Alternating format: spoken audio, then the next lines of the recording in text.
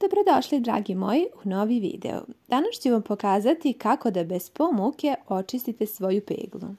Ovdje, kao što vidite, imam peglu koja je već poprilično prljava i trebalo bi je srediti.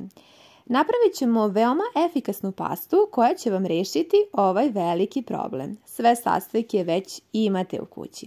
Koristit ćemo malo paste za zube, a zatim sode bikarbone i vrlo malo sirćeta.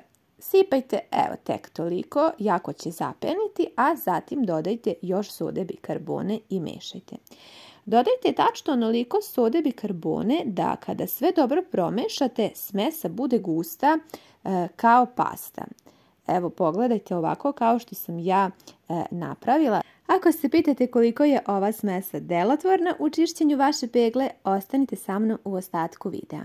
Pored smese treba će nam još i abrazivni sunđer. Pre nego što počnemo, uključite peglu, zagrejte je na srednju temperaturu, a onda isključite i ovako stavite sunđer u smesu i laganim pokretima brišite. Vidjet ćete kako se sve tako lako skida, sve nataložene nečistoće koje vam smetaju pri peglanju i na vešu ostavljaju tragove. Nestaće tako lako i vaša pegla će ponovo biti čista i blistava, kao što će biti i vaš veš nakon peglanja sa čistom peglom. Nadam se da vam je ovaj video kućni savjet bio od koristi.